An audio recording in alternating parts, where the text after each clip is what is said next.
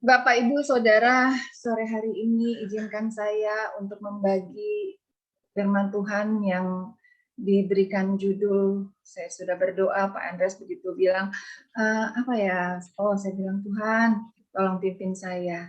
Saya ingin membagi firman Tuhan ini dari pengalaman-pengalaman yang ada, dari orang-orang yang menjadi sahabat-sahabat saya, dari kehidupan saya percaya semoga sharing kali ini membawa berkat buat kita semua. Judulnya adalah Kuasa Tuhan Mengubah Keterikatan Menjadi Pemulihan.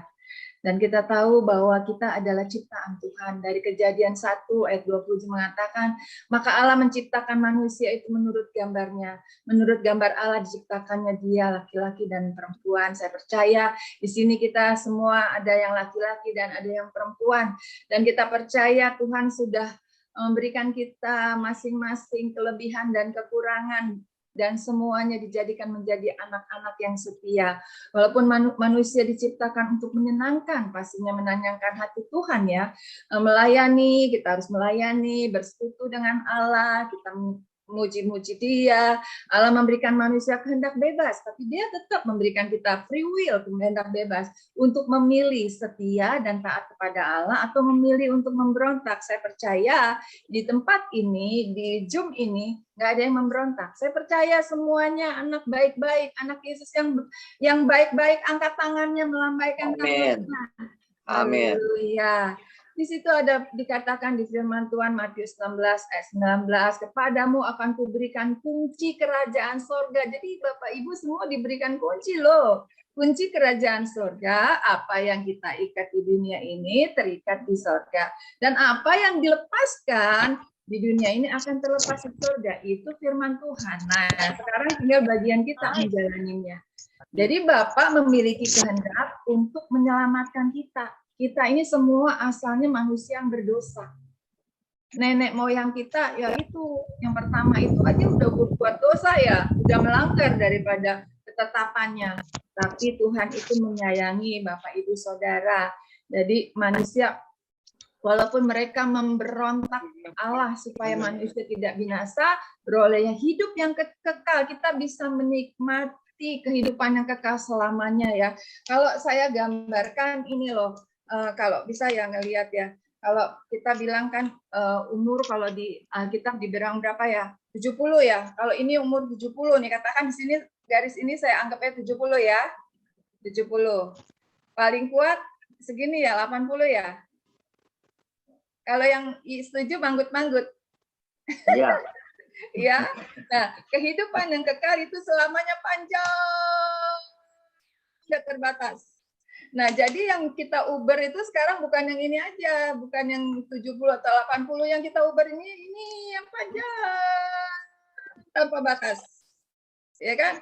Kehidupan yang kekal selamanya. Atau kita katakan itu ya kehidupan yang selamanya di surga. Nah, Yohanes 3:16 gitu dikatakan, karena begitu besar kasih Allah akan dunia sehingga ia mengaruniakannya, kita udah tahu ya, wah dia udah korban buat kita. Satu-satunya anaknya yang tunggal supaya setiap orang percaya kepada tidak binasa melainkan beroleh hidup yang kekal yang selamanya, gitu ya. Nah, haleluya. Nah, tapi dengan apa ya? Dengan ada yang baik, ada yang tidak baik, pasti kan? Ya. Nah, karena kita pun di tempat ini juga nggak semuanya baik. Aku pun nggak baik, ada sisi-sisi nggak baiknya gitu. Tapi kan kita aku pengen serupa dan segambar loh sama Tuhan loh, kayak mana loh, gitu kan? Kita pengen berusaha untuk seperti Dia. Nah, jadi bagaimana cara melepaskan belenggu dosa yang mengikat? Tadi kan judulnya yang keterikatan akan dosa. Aku pengen ngelepasin loh gitu loh. Nah, di situ di Yohanes 8 ayat 34 kata Yesus kepada mereka, aku berkata kepadamu sesungguhnya setiap orang berbuat dosa adalah hamba dosa. Emangnya kita mau selamanya diikat jadi hamba dosa? Kakinya geraknya nggak gampang ya, terbatas banget gitu loh. Kita pengen merdeka gitu, seperti pujian tadi itu dikatakan kita adalah tahun Yobel ini adalah tahun pembebasan. Katakan pembebasan. Pembebasan. Tahun pembebasan. Kita juga di tahun pembebasan. Amin. Di sini juga kita mengalami kemerdekaan Indonesia. Ya, jadi kita juga bukannya merdeka secara ini, tapi rohani kita juga harus merdeka dari keterikatan. Nah, mau berubah kebiasaan yang buruk banyak pasti, aku pun demikian. Kita mau belajar serupa dan segambar. Kita harus percaya dalam hati kuasa Tuhan bisa merubah diriku. Kayak cerita tadi itu, kayak kesaksian itu bisa nggak berubah? Ih, itu dahsyat banget. Jadi memang 1 bulan saya mentoring luar biasa. Nah, terus ubah pola pikir dan mental block yang ada di kita. Oh, kamu nggak bisa. Oh, kamu begini, kamu pasti nggak mampu lah, kamu pasti nggak bisa lah, males lah. Apa itu mental block? Nanti saya kasih tahu gimana caranya kita merubah mental block kita itu menjadi kita bisa mampu. Nah, karena sebenarnya iblis itu akses iblis untuk dapat masuk ke dalam berbagai aspek hidup orang percaya itu melalui pikiran kita. Nggak mungkin dong iblis itu datang, misalnya kita sakit apa ya, langsung iblis itu datang tiba-tiba pucuk dia nusuk kita atau apa ya, mungkin nggak juga gitu ya. Nah, tapi kita di pikiran kita jadi down, lemas. Sakit COVID pun juga orang juga bisa karena tadinya nggak apa-apa, tapi karena pikiran takut, pikirannya, waduh gimana ya kalau kena aku ya, lama-lama lemas. Nah, iblis tidak akan dapat masuk ke dalam diri kita kecuali melalui pikiran kita. Oleh sebab itu, pikiran adalah medan peperangan kita. Yang percaya, lambaikan tangan. Pikiran kita loh, kita ini lagi berperang loh. Kok bagaimana bisa ya? Nah, karena pikiran adalah medan peperangan rohani kita. Setiap kali Bapak Ibu mendapati diri saudara membantah firman Tuhan ya, membantah firman Tuhan, males baca firman Tuhan, apa iya ya begitu, dan menolak untuk melakukan kehendak Allah, maka ketahuilah bahwa ada iblis di baliknya itu. Iblis sedang begini. Kalau kita nggak dekat sama Tuhan, kalau kita nggak baca firman Tuhan, ibu seneng banget. Dia bersorak-sorai karena kita sudah ngikutin caranya dia. Nah, karena setiap dibalik tindakan kita itu dia tahu. Oleh karena itu, pikiran adalah medan peperangan rohani, maka sekarang harus sungguh hati-hati menjaga pikiran kita. Coba pegang kepalanya. Jaga pikiran kita. Jaga pikiran kita ya. Haleluya. Nah, ini saya pengen. Dasarnya apa sih? Ada 3 aspek dalam diri kita. Tubuh, kita ada tahu ya, tubuh. Tubuh kita ini yang kita bisa lihat. Unsurnya lahiriah manusia. Ada badan kita. Kita bisa lihat. Kita bisa dengar. Kita bisa bersentuhan. Makanannya tubuh kita apa? Makan nasi, makan tahu, makan kue tiaw, mie goreng, pokoknya apa aja deh yang enak-enak. Itu makanan tubuh kita, ya. Terus ada jiwa, kan tubuh, jiwa dan roh ya. Nah, jiwa kita makanannya apa? Nah, jiwa itu apa? Pikiran kita nih. Pikiran, kehendak, perasaan. Unsurnya di batin. Kadang, aduh, batin gua sakit banget. Sakitnya di mana nih? Sakitnya di sini, gitu loh. Ya kan?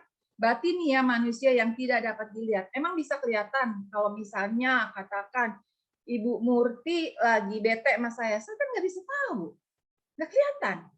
Nah, itulah batin. Nah, jiwa kita ini makanannya hiburan. Pengennya senang, aku bete di rumah nih, COVID ini begini, aku pengen keluar. Itu apa? Jiwanya tuh yang lagi pengen diisi makanan senang-senang. Nah, itu jiwa kita. Dan satunya lagi roh. Nafas yang dihembuskan oleh Allah ke dalam manusia dan kembali kepada Allah. Ya, seperti di Kejadian 2 ayat 7 ya, di situ nafas, kita dikasih dihembuskan nafas oleh Tuhan. Dan nanti kita kembalinya ke sana. Yang ngebuat nafas itu siapa? Yang dari debu itu siapa? Yang menciptakan siapa? Maka saya katakan, kalau saya pilihnya, saya pernah sharing kemarin ya sama sahabat saya juga, dia lagi masih, cuman sayang dia hari ini nggak bisa ikut, masih lihat yang sesuatu, masih pilih yang sesuatu yang kayak Tante Jun yang kemarin sharingin. Aku bilang itu mah ciptaan. Kalau aku mah pengen yang menciptakan. Aku ini ciptaan Tuhan. Ya kan? Ibu ciptaan Tuhan. Dahsyat banget penciptaannya. Kalau yang berbentuk begini-begini, yang cantik begini-begini, atau yang lain-lain itu kan ciptaan. Saya juga ciptaan Tuhan. Makanya kita tuh jangan memperhamba, mengidolakan ciptaannya. Jangan. Yang kita idolakan ada sang penciptanya, yaitu Tuhan. Nah, makanan roh kita itu adalah firman Tuhan. Yang setuju katakan amin. Lambaikan tangan. Makanan roh kita adalah firman Tuhan. Jadi jelas ya, kita ada tubuh, jiwa, dan roh. Tubuh ya udah kasih makan enak-enak, ntar kolesterol, ntar apa juga udah, jiwanya nggak ada kontrol lagi ya. Nah di sini jadi keterikatan dengan dosa dikendalikan oleh aspek jiwa. Jiwa itu terdiri dari pikiran tadi kan, mindset kita bahasa Inggrisnya, kehendak, keinginan kita. Di situ juga ada di Galatia penguasaan diri, gimana? Perasaan, emosi. Di Filipi 2 ayat 5 katakan, hendaklah kamu dalam hidupmu bersama menaruh pikiran dan perasaan yang terdapat juga dalam Kristus Yesus. Amsal 4 ayat 23, jagalah hatimu dengan segala kewaspadaan karena dari situlah terpancar kehidupan. Jadi intinya kita harus mengolah jiwa kita untuk kita nggak terjerat, untuk kita nggak terikat sama yang begitu-begitu itu. Ya, nah kita lihat di sini. Aku ingin sharing sedikit ya, bagaimana pikiran itu ada di mana. Ini sebenarnya pikiran kita itu ada di areanya ada di pikiran sadar, ada di bawah sadar. Yang sadar itu cuma 12% loh. Sadar itu yang kayak mana sih? Nah, sadar itu kayak gini. Bapak Ibu sekarang kan lagi ngejom ya. Sadar kan? Sadar. Kita masak, sadar. Kita melakukan bawa mobil, sadar. Kalau nggak sadar nggak bisa bawa mobil. Ya kan? Sadar. Jadi apa yang kita lakukan yang kelihatan ini, yang kita bisa dengar, yang kita lakukan ini adalah itu yang pikiran kita yang sadar. Tetapi ada yang di bawah sadar. Ini yang menguasai, ini ada gelombangnya loh. Gelombang yang sadar itu adalah gelombang beta, bawahnya itu gelombang alfa. Nah, yang saya mau katakan di sini, yang di bawah ini ya, sering ada mental block. Yang 88% ini adanya hal-hal yang tersembunyi, masa lalu, luka batin, kepahitan, benci, segala macam. Gudangnya nih ada di bawah sadar. Bisa nggak dia jadi terangkat jadi 12%? Bisa. Kalau orang yang gunakannya jahat, bisa jadi pembunuh. Sadar dia ngebunuh. Awalnya dari mana? Dari pikiran di bawah sadar. Reka-reka. Jadi otak kanannya itu imajinasi begini. Nah, dia lakukan. Nah, kita anak-anak Tuhan, kita harus menggunakan pikiran bawah sadar kita itu supaya mengangkat potensi kita untuk kita bisa berlaku baik. Jadi melepaskan segala keterikatan yang kemarin mengganggu kita, menjadi kita luka, kayak tadi cerita di apa namanya di kesaksian itu, dari luka batin yang udah bertumpuk, ya kalau nggak digali, nggak dipimpin, nggak didoakan melalui firman Tuhan, nggak bisa tergali menjadi sadar tanda tangan penjualan rumah, nggak bisa. Contoh tadi. Nah, caranya gimana? Nah, karakter dibentuk dari pikiran di bawah sadar yang kita perkatakan dengan firman Tuhan sebagai ketopong keselamatan. Kita harus pakai ini, harus pakai. Di Efesus. Nah, jadi saya sedikit ingin ceritakan, orang konselor, pendoa, konselor deh saya katakan, ini dia menggunakan area ini, menggali apa yang menjadi masalah konselinya. Dia gali, Nanti dia ketemu titik ini. Terus didoakan. Saya pribadi, saya kan selalu bilang, tadi kan di awal saya katakan, kita ciptaan Tuhan. Jangan mengidolakan ciptaan Tuhan dan jangan selalu tergantung sama ciptaan Tuhan. Tapi tergantung fokus sama Tuhan, Sang Pencipta itu. Nah, jadi saya selalu katakan, saya bukan pure murni konselor, tapi saya mendeklar saya adalah coach. Kalau coach artinya pelatih. Pelatih dia nggak selalu ngulik yang lama. Yang lama sebagai foto diri, oke, stop di sini. Sekarang di sini, ke depannya kamu mau apa? Dan aku selalu katakan sama Bu Vivi, oke, sekarang kamu ke depannya mau apa? Saya percaya juga Bapak Ibu di sini yang sakit kah, yang apa, yang penting kita benerin jiwa pikiran kita. Sekarang ke depannya mau apa? Nggak usah lihat-lihat yang lain lagi, nggak usah ikut yang belakang lagi. Jadi memori-memori yang di bawah itu mungkin bisa kita perkatakan dengan firman Tuhan. Nah, nanti saya kasih contoh kira-kira apa. Jadi firman Tuhan sebagai ketopong keselamatan. Kita baca di Efesus 6 ayat 17, sebenarnya dari 14, 6 sampai 17 aja. Dalam segala keadaan pergunakanlah perisai iman, sebab dengan perisai itu kamu akan dapat memadamkan semua panah api dari si jahat.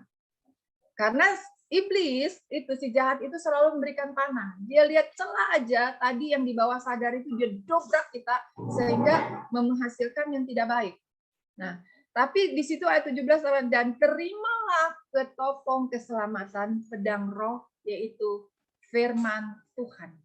Jadi kalau kita mau lepas dari kuasa kegelapan itu, pakai firman Tuhan menjadi ketopong keselamatan, menjadi pedang roh di dalam setiap hidup Bapak, Ibu, Saudara. Nah, ini saya pengen kasih contoh afirmasi kata-kata firman tiap hari, doa dan perkatakan untuk meningkatkan potensi dan kuasa perkataan.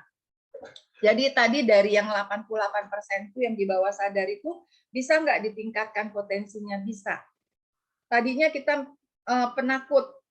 Nah, selalu kita doa, kita Bapak Ibu mau buat kertas boleh, mau diingat boleh, kata-kata firman Tuhan boleh, gitu ya. Jadi pada waktu doa dan selalu katakan, Dewi, saya pemenang, gitu ya.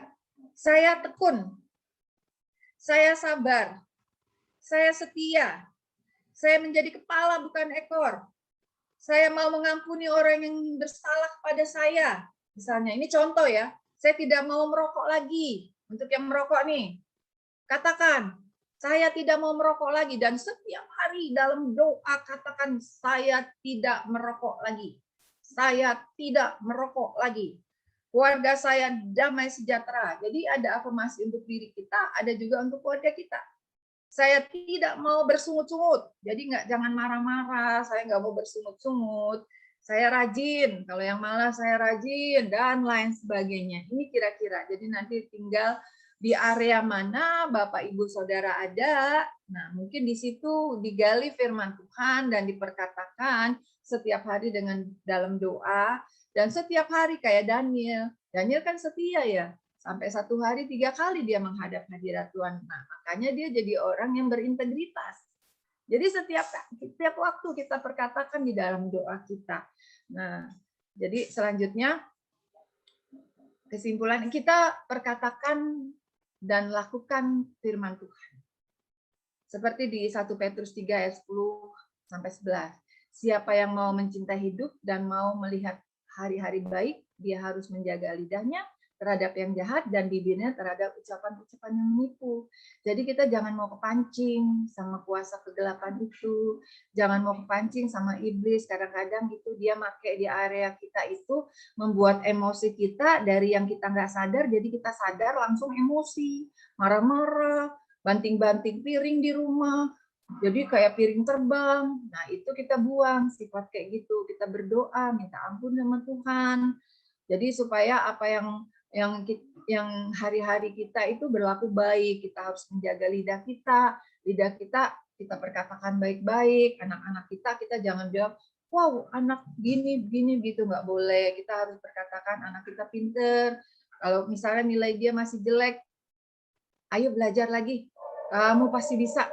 Kamu pasti bisa. Nah, jadi bibirnya kita harus jaga terhadap ucapan-ucapan yang menipu itu menjerumuskan kita. Dan 11, ia harus menjauhi yang jahat dan melakukan yang baik. Ia harus mencari perdamaian dan berusaha mendapatkannya. Jadi kita berusaha damai. Kita jangan ada keributan, jangan ada permusuhan, apalagi permusuhan di dalam rumah tangga. Jadi suami istri jangan sampai bermusuh-musuhan. Komit. Perdebatan, perbedaan pendapat boleh, tapi jangan sampai matahari terbenam masih berdiam-diam. Nanti kalau apa-apa perantaranya anak tuh kasih bapak kamu ini gini-gini, itu kasih makannya gini, nggak boleh. Jadi kita harus selesaikan, ya. Jadi kita harus mencari perdamaian sama siapa aja. Nah, firman Tuhan penuntun hidup Bapak Ibu Saudara sekalian. Jadi seperti di Mazmur 19 ayat 105, firman-Mu itu pelita bagi kakiku dan terang bagi jalanku. Ini katakan terus sebagai afirmasi. Ya, Mazmur 23 perkatakan terus. Ayat 3, ia menyegarkan jiwaku. Wah, jiwa kita disegarkan. Kita bayangin pada waktu menyanyikan atau membaca firman Tuhan di Mazmur 23 ini, kita bayangin gitu, wow, lagi segar banget. Dia menuntun aku ke jalan yang benar oleh karena namanya. Terus kita afirmasikan, terus kita tegaskan dalam kehidupan kita. Nah, jadi hidup adalah suatu kepercayaan. Bapak, Ibu, Saudara, kita dikasih nafas kehidupan itu suatu anugerah. Satu hadiah yang Tuhan kasih sama kita. Hidup itu suatu kepercayaan yang Tuhan kasih buat Bapak, Ibu, Saudara. Sampai hari ini, sampai detik ini, kita bisa kumpul di Zoom ini satu anugerah kepercayaan yang Tuhan kasih buat kita. Di luar sana kita dengar, di luar sana kita tahu, bahkan ada orang-orang yang terdekat kita diizinkan Tuhan pulang lebih dulu. Kalau hari ini kita masih ada, artinya Tuhan punya rencana. Dan gunakan, lepasin segala keterikatan jerat penangkap burung yang ada dan baca terus firman Tuhan, tegaskan terus afirmasi Mazmur 91, perkatakan setiap hari. Jadi supaya kita lepas dari belenggu-belenggu serakah, keinginan daging, penguasaan dirinya kita harus kendalikan gitu. Jadi jangan kita misalnya kita udah tahu kita ini kolesterol misalnya. Udah tahu kolesterol kita nggak boleh makan cumi, nggak boleh makan yang lain-lain yang kira-kira menaikkan kolesterol kita makan. Wah, misalnya dulu waktu belum pandemik sering diundang pesta atau dikirimin makanan misalnya. Makan aja mumpung misalnya. Wah, ini enak makan lupa kalau kolesterol. Nggak tahu-taunya, waduh, palanya sakit banget nih, kolesterol saya naik nih, pas dicek, aduh kolesterol, atau asam urat, kaki saya kenyut-kenyut nih, yang disalahin si kepiting, gara-gara si kepiting nih, gara-gara udang nih, yang disalahin kepiting, yang disalahin udang, yang disalahin santan, yang disalahin ada, padahal kita nggak bisa menguasai diri. Pengennya makannya tuh pada waktu ngadepin, waduh, enak-enak banget gitu. Nah, intinya gini, jadi kita harus melakukan bagian firman itu benar-benar kita terapin. Jadi kita harus selaraskan apa yang kita katakan, apa yang kita pikirkan, apa yang kita lakukan selaras. Jadi itu namanya integritas. Kalau memang enggak ya enggak gitu loh. Jangan enggak di belakangnya puasa, ya puasa. Di belakangnya enggak puasa, depan Pak Andreas puasa, di belakangnya enggak makan. Ditanya Pak Andreas, puasa nggak hari ini? Puasa, padahal dia nggak puasa gitu kan. Nah, itu kan namanya membohongi diri sendiri ya. Jadi kita harus hidup adalah suatu kepercayaan, kata Tuhan. Hidup adalah pemberian Tuhan yang disertai pendelegasian wewenang dan tanggung jawab untuk mengelola.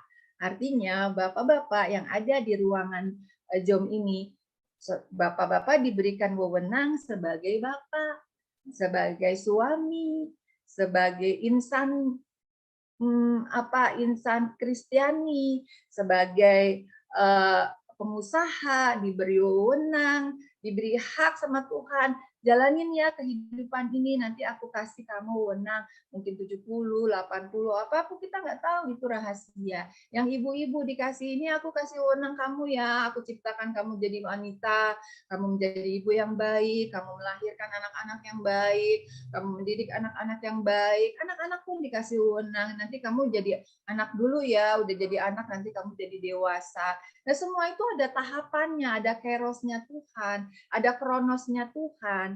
Nah, diberi wewenang kita, tapi kita juga harus kasih tanggung jawab sama Tuhan. Apa tanggung jawab sama Tuhan? Ya melakukan kebenaran firman Tuhan, ikuti apa yang ini berkarakter seperti dia, katanya serupa dan segambar. Nah, diusahakan 9 buah roh itu kita bisa jalani. Ada kasih kita, ada kesetiaan kita, ada sukacita, ada damai sejahtera, ada kemurahan hati, penguasaan diri, lemah lembut, ya.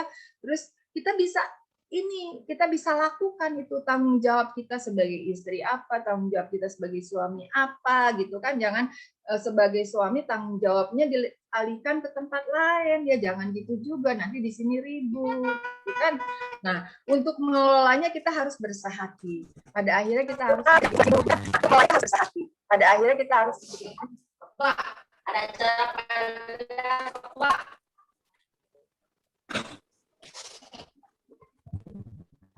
Baik, pada akhirnya kita harus memberikan tanggung jawab. Pada akhirnya kita harus memberikan tanggung jawab kita pada Tuhan. Itu apa ya suaranya ya?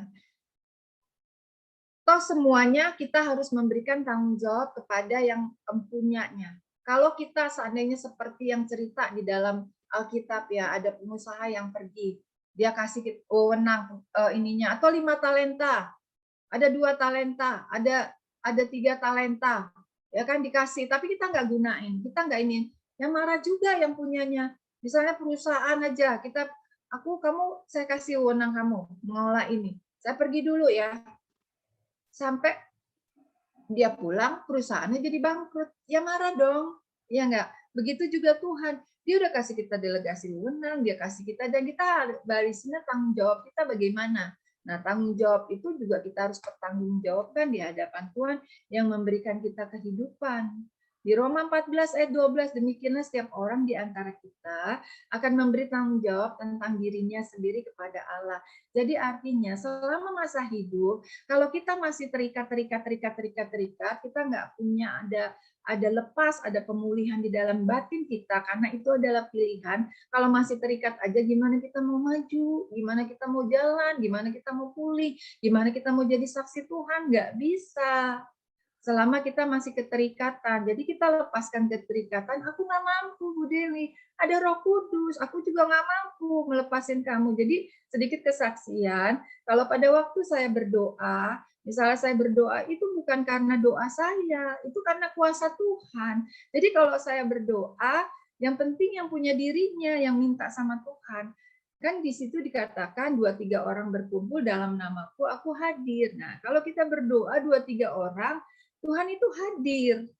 Nah, jadi ada doa juga memang yang doa kita pribadi, doa yang mezbah doa dengan keluarga, ada doa kita sama-sama di jom gini gitu. Jadi kita melakukan bagian kita cuma fokus sama kuasa Tuhan. Roh Kudus itu nggak ada manusia yang istimewa. Pendeta besar sekalipun nggak sanggup merubah segala sesuatu, menciptakan segala sesuatu tanpa sang pencipta yang intervensi. Nggak bisa kuasa itu turun tanpa sang pencipta, kuasa Tuhan itu yang turun. Yang penting wadah hati kita minta pengampunan dulu sama Tuhan, minta kuasa itu turun. Itu terjadi di dalam nama Tuhan Yesus. Nah, jadi kita harus selaraskan ya pikiran kita, hati kita dengan tindakan kita dengan firman Tuhan, baru pas itu. Ya, 1 Tesalonika 5 ayat 23 dikatakan, semoga Allah damai sejahtera menguduskan kamu seluruhnya, dan semoga roh, jiwa, dan tubuhmu terpelihara sempurna dengan tak bercacat pada kedatangan Yesus Kristus Tuhan kita. Dan saya percaya kita di tempat ini nggak mau ketinggalan. Kita Saya percaya kita semua udah capek di sini, mau tempat yang enak di surga, yang saya katakan selamanya itu tadi, yang lebih panjang hidup di sana, karena cuma ada dua, ada yang kekal, hidup yang kekal selamanya di surga, hidup yang kekal selamanya di api neraka. Mau pilih mana? Aku nggak mau. Yang selamanya yang panas, tentu kita mau dingin. Di rumah sekarang aja nggak ada AC aja beringsakan, apalagi di sana selamanya, gitu kan?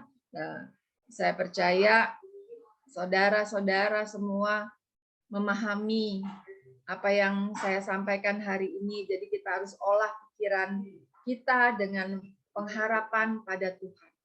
Olah pikiran kita. Karena dari jiwa kita itu di dalamnya ada pikiran, perasaan kita, ya kan? Keinginan kita. Jadi olah pikiran kita dengan pengharapan kepada Tuhan. Menggunakan perlengkapan senjata Allah yaitu firman Tuhan, ini yang menjadi tuntunan, jangan sampai kita lupakan. Hanya kuasa Tuhan yang bisa mengubah kutuk menjadi berkat. Yang mau diberkati angkat lambaikan tangannya. Saya percaya kita semua ingin diberkati Tuhan. Sebentar, baterainya low. Saya percaya kita semua di tempat ini adalah orang-orang pemenang. Saya percaya di tempat ini adalah orang-orang yang ingin diberkati. Nah, pada waktu kita sudah dipulihkan, kita juga harus mau memulihkan. Kasihan dong, ya kan? Orang lain juga kayak misalnya kita udah dipulihin di satu keluarga, kita juga harus memulihkan keluarga-keluarga kita, ya. Nah, Mazmur 37 ayat 4 di situ, bergembiralah karena Tuhan, maka Ia akan memberikan kepadamu apa yang diinginkan kamu. Jadi pemulihan jiwa membuahi bahagia dan damai sejahtera. Jadi pada saat kita udah pulih, pasti ada damai sejahtera di hati kita. Kalau kita sudah pulih, keluarga kita dipulih, pasti rumah kita ada damai sejahtera. Di situ turun bahagianya. Seperti di Mazmur 133 ayat 1 sampai 3 ya. Coba Pak Teksin buka ya. Mazmur 133 ayat 1 sampai 3. Hidup yang rukun dan damai. Harus Ya. itu dulu. Ini Iya share-nya ya. dikeluarin dulu. Share-nya saya keluarin ya. Shalom. Jadi kita harus hidup rukun di situ, berkat Tuhan. Mazmur 133 ayat 3 diingat-ingat ya. Di situ dikatakan persaudaraan yang rukun. Nyanyian Jara Daud. Sungguh alangkah baiknya dan Mazmur? indahnya. Mazmur berapa? 133. Sungguh alangkah baiknya. Ayatnya? Ayat 1 sampai 3. Itu cuma 3. Sungguh alangkah baiknya dan indahnya apabila saudara-saudara diam bersama dengan rukun. Ya. Wah, ini ciamik banget ini. Ya. Dibaca Ibu siapa ya yang baca? Ibu Koni. Nggak bisa dulu, lagi rekaman. Anak saya lagi rekaman ya. Oke, Pak Jamin. Ya, Pak.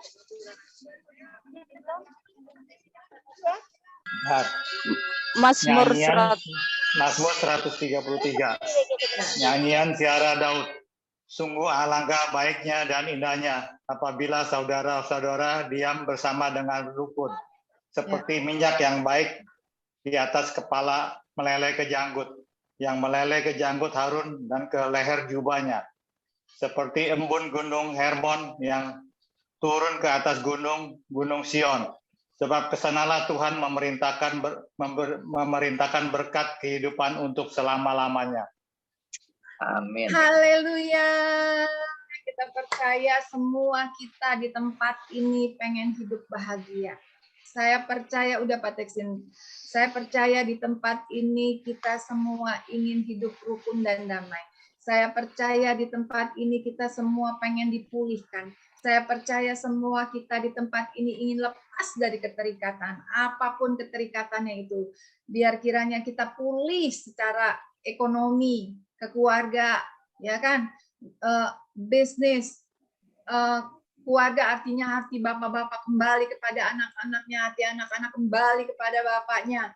Oh, segala kutuk-kutuk ya, segala keterikatan. Tadi Pak Teksin ada sharing tentang sekarang ini, di zaman sekarang ini orang mencari ketenangannya bingung dia ada link, oh yang mau tentang keuangan, oh yang mau tentang santet, oh yang mau ini kayak tadi Ibu Vivi itu saya sedikit ceritain, itu kalau udah itu jerat penangkap burung benar-benar deh.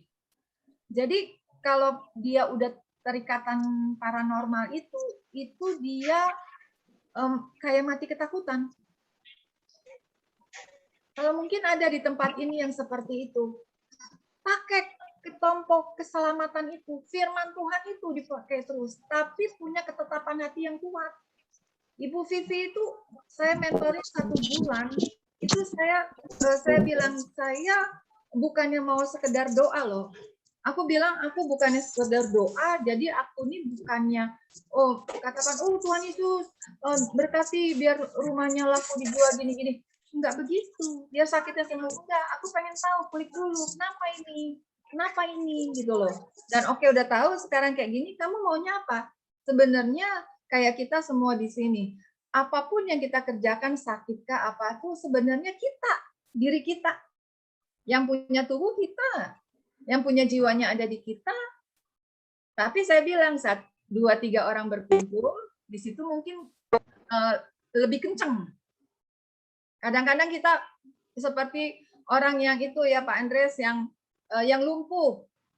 Turun waktu di rumah di loteng itu. Butuh temannya berempat. Mungkin kita seperti itu. Butuh teman. Tapi juga ada kalanya sendiri. Seperti wanita yang pendarahan 12 tahun. Nama siapa dia yang nolongin? Dia ada. Dia jalan sendiri. Dia jalan sendiri. Dia jalan sendiri yang menghampiri Tuhan Yesus. Jalan sendiri. Jadi ada bagian yang kita harus kerjakan, ada bagian yang kita bisa bersama-sama. Tapi intinya Tuhan Yesus mau lihat hati kita, jiwa kita dulu. Nah, yang di bawah tadi itu yang saya katakan 88 itu potensinya digali. Misalnya kita terlalu khawatir, ya kita doa. Jangan terlalu khawatir. Kita minta, kita katakan, declare, gitu, kita bilangin, siapa namanya misalnya, Dewi, kamu jangan takut, Eyang Rini,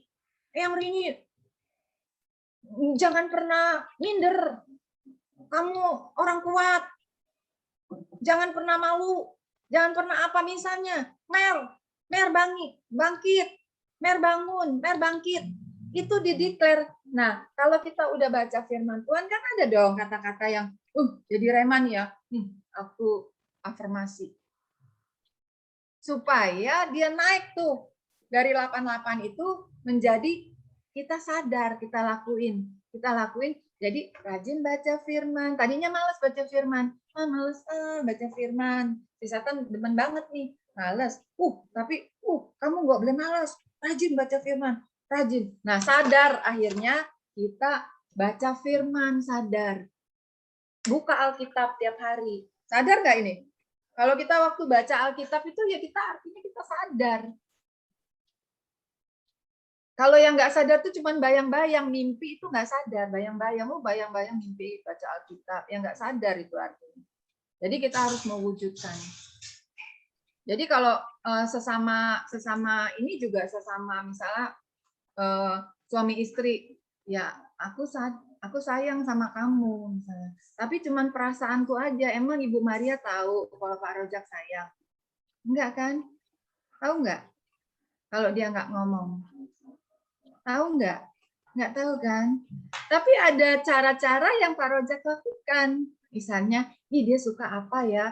Terus aku kasih ini gitu. Terus misalnya sebenarnya laki-laki itu enggak suka di dapur misalnya. Tapi kamu mau nggak aku masakin ini? Nah, suamiku suka gitu. Kamu mau nggak aku masakin ini? Mau. Ih, seneng banget. Gitu loh. Jadi ada hal-hal yang kita bisa wujudkan dari yang dia mungkin sayang kita gitu, tapi kita nggak tahu gitu kan. Nah, hari itu dia wujudkan. Jadi ada itu contoh ya mungkin Bapak Ibu Saudara bisa melakukan hal lain dalam pekerjaan, di dalam kita membangun. Jadi luka batin itu ada di bawah itu. Yang di bawah sadar 88%. Luka batin itu, orang luka batin itu bisa jahat, bisa apa nih 80% ini bisa berpotensi jahat, bisa berpotensi baik. Dan saya harap, saya berdoa sama Tuhan 88% yang ada di dalam kehidupan Bapak Ibu Saudara, semua hal-hal yang ada gelombang-gelombang yang di otak saudara itu kita pacu untuk menjadi baik. Doa, pujian, penyembahan itu membuat kita itu otaknya jadi bergerak, gelombang alfanya bergerak, apalagi bisa bahasa roh, itu gelombangnya kencang banget, itu semua membuat kita nggak gampang pikun. Membuat kita sehat. Di tengah-tengah COVID ini kita percaya dengan iman Tuhan itu yang melindungi kita. Ini otak ini kita pakai, yang nggak sadar di bawah sadar itu kita pakai. Tuhan lindungi aku, Tuhan jaga aku, Tuhan pelihara aku, Tuhan terus diperkatakan terus. Puji Tuhan, saya bukan bilangnya saya gimana ya. Saya beberapa hari kemarin kejadian itu waktu saya nerima telepon, masih ada waktu ya Pak Andres? Iya, silakan.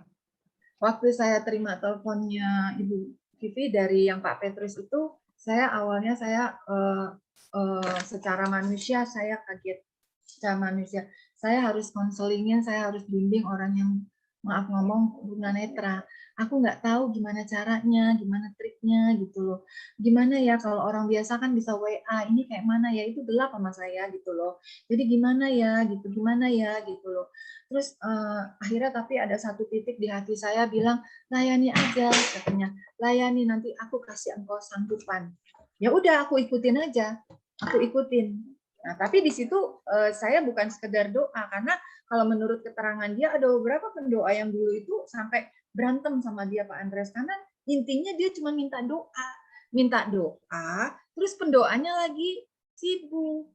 Akhirnya dia cuma ngotot minta doa, pendoanya sibuk, jadi dia berantem. Ya udah kalau nggak mau doain ya udah. Lah ya udah kamu saya lagi sibuk gini. Lah aku bilang jangan gitu. Ya, saya bilang kamu jangan begitu ya sama saya. Itu beberapa waktu yang lalu Pak awal-awalnya. Saya bilang saya sampai kemarin juga saya bilang, ingat nggak pesan saya? Itu saya kayak lebih dari makan obat Pak sehari. Tanya Pak Herman. Dan itu berlama-lama banget. Waduh, saya bilang. Tapi ya Tuhan kasih saya kesabaran. Yang penting itu 9 buah roh itu ada.